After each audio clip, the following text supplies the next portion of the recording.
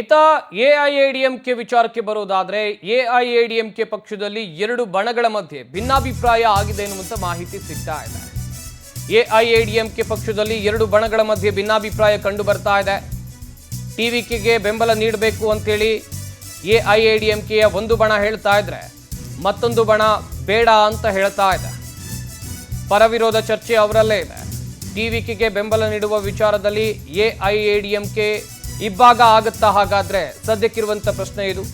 ಎಐಎಡಿಎಂಕೆ ಪಕ್ಷದಲ್ಲಿ ಎರಡು ಬಣಗಳ ನಡುವೆ ಭಿನ್ನಾಭಿಪ್ರಾಯ ಕಂಡು ಬರ್ತಾ ಇದೆ. ಒಂದು ಕಡೆಯಲ್ಲಿ ಬೆಂಬಲವನ್ನ ನೀಡಬೇಕು ಅಂತೇಳಿ ಒಂದಷ್ಟು ಜನ, ಇನ್ನೊಂದು ಕಡೆಯಲ್ಲಿ ಬೆಂಬಲವನ್ನ ನೀಡಬಾರದು ಅಂತೇಳಿ ಮತ್ತೊಂದಿಷ್ಟು ಜನ.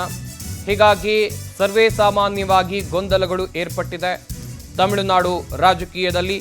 ಇನ್ನೊಂದು ಕಡೆಯಲ್ಲಿ ಎಐಎಡಿಎಂಕೆಯಲ್ಲೂ ಕೂಡ ಎರಡು ಬಣಗಳ ನಡುವೆ ಖಂಡಿತವಾಗ್ಲೂ ಭಿನ್ನಾಭಿಪ್ರಾಯ ಇದ್ದೇ ಇದೆ. ಒಂದಷ್ಟು ಜನ ಹೇಳ್ತಾ ಇದ್ದಾರೆ ಬೇಡ, ವಿಜಯ್ಗೆ ಬೆಂಬಲವನ್ನ ಕೊಡೋದು ಬೇಡ ಅಂತ.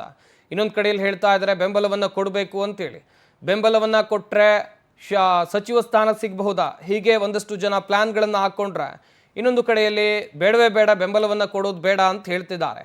ಆದರೆ ಇಲ್ಲಿ ಕಾಂಗ್ರೆಸ್ನಿಂದ 5 ಕ್ಷೇತ್ರದ 5 ಸ್ಥಾನಗಳ ಬೆಂಬಲ, ಇನ್ನೊಂದು ಕಡೆಯಲ್ಲಿ ಎಎಂಎಂಕೆಯಿಂದ 1 ಕ್ಷೇತ್ರದ 1 ಸ್ಥಾನದ ಬೆಂಬಲ, ಇನ್ನೊಂದು ಕಡೆಯಲ್ಲಿ CPI 2 ವಿಧಾನಸಭಾ ಕ್ಷೇತ್ರದಲ್ಲಿ ಗೆದ್ದಿದೆ.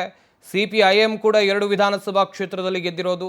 ಇವರು ಕೂಡ ವಿಜಯ ಪಕ್ಷಕ್ಕೆ ಬೆಂಬಲವನ್ನು ಕೊಡ್ತಾರೆ ಎನ್ನಲಾಗ್ತಾ ಇದೆ. ಇನ್ನೂ ಕೂಡ ಕನ್ಫರ್ಮ್ ಆಗಿಲ್ಲ. ಯಾವ ರೀತಿಯಾದಂಥ ಬೆಂಬಲ ಸಿಗುತ್ತೆ ಅಂತೇಳಿ ಕಾದು ನೋಡಬೇಕು. ಅದನ್ನು ಹೊರತುಪಡಿಸಿ ನೋಡ್ತಾ ಹೋಗೋದಾದರೆ PMK 5 ವಿಧಾನಸಭಾ ಕ್ಷೇತ್ರದಲ್ಲಿ ಗೆದ್ದಿದೆ. ಮುಸ್ಲಿಂ ಲೀಗ್ 2 ವಿಧಾನಸಭಾ ಕ್ಷೇತ್ರದಲ್ಲಿ ಗೆದ್ದಿದೆ. ಆದರೆ ಮುಸ್ಲಿಂ ಲೀಗ್ ಹೇಳಿದೆ ನಾವು ಯಾವುದೇ ಕಾರಣಕ್ಕೂ DMKಯನ್ನು ಬಿಟ್ಟು ಹೋಗೋದಿಲ್ಲ ಅಂತೇಳಿ. ಇತ್ತ ಎಐಎಡಿಎಂಕೆಯಲ್ಲಿ ಆಗ್ತಾ ಇರುವಂಥ ಗೊಂದಲಗಳನ್ನು ಕೂಡ ವೆರಿ ಕ್ಲಿಯರ್ ಆಗಿ ನೋಡಬೇಕಾಗುತ್ತೆ. ಮೊದಲನೇ ಹಂತದಲ್ಲಿ ಟಿವಿಕೆಗೆ ಬಹುಮತ ಬರ್ತಾ ಇದ್ದಂತೆ ಅವರು ಎಐಎಡಿಎಂಕೆಯ ಬೆಂಬಲವನ್ನು ಕೇಳಬಹುದು ಎನ್ನುವಂಥ ನಿಟ್ಟಿನಲ್ಲೂ ಕೂಡ ಚರ್ಚೆಗಳು ಆಗ್ತಾ ಇತ್ತು. ಆದರೆ ಬೆಂಬಲವನ್ನು ಕೊಡುವಂಥ ನಿಟ್ಟಿನಲ್ಲೇ ಎಐಎಡಿಎಂಕೆಯಲ್ಲಿ ಒಂದಷ್ಟು ಗೊಂದಲಗಳು ಕಂಡು ಬರ್ತಾ ಇದೆ.